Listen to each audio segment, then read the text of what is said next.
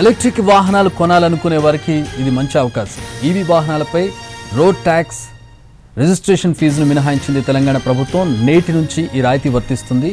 2026 December 31 వరకు తెలంగాణలో విద్యుత్ వాహనాలు ఎన్ని రిజిస్ట్రేషన్ అయితే అన్నిటికీ ఈ రాయితీ వర్తిస్తుంది.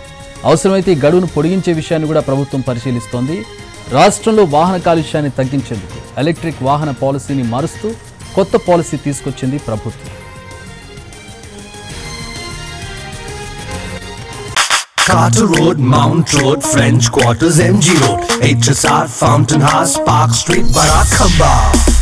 We've been here, we've been there, Vekas been just everywhere. రాష్ట్రంలో శబ్ద వాయు కాలుష్యాన్ని తగ్గించేందుకు ఎలక్ట్రిక్ బైకులు, కార్లు, టాక్సీలు, క్యాబ్లు, ఆటో రిక్షాలు, తేలికపాటి రవాణా వాహనాలు, బస్సులు ఏవిగా ఉన్నా కూడా వాటిపై రోడ్ ట్యాక్స్ రిజిస్ట్రేషన్ ఛార్జీలను 100% రద్దు చేస్తున్నారు. ఎలక్ట్రిక్ ట్రాక్టర్లకు ఇది వర్తిస్తుంది. రోడ్ ట్యాక్స్ రిజిస్ట్రేషన్ ఫీజు మినహాయించడంతో ఎలక్ట్రిక్ వాహనాలు కొనేవారికి భారీగా ప్రయోజనం కలగదు.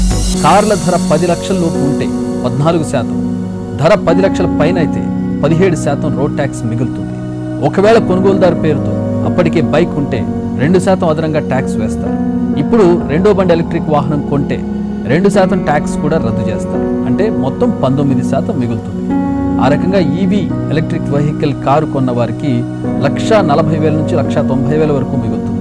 బైకులు కొంటే ధరలో 12% రోడ్ ట్యాక్స్ మిగులుతుంది.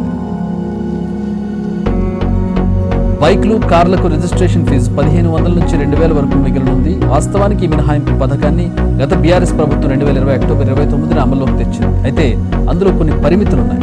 తొలి 2 లక్షల బైకులు కొన్నవారికి, తొలి 8,000 కార్లు కొన్నవారికి, తొలి 2,000 ఆటోలు కొన్నవారికి మాత్రమే ఈ రోడ్ ట్యాక్స్ రిజిస్ట్రేషన్ ఫీజును రద్దు చేస్తామని గత సర్కార్ ప్రకటించింది. ఆ తర్వాత కొనేవాళ్ళకి యథావిధిగా అన్ని ట్యాక్సులు వర్తిస్తాయి.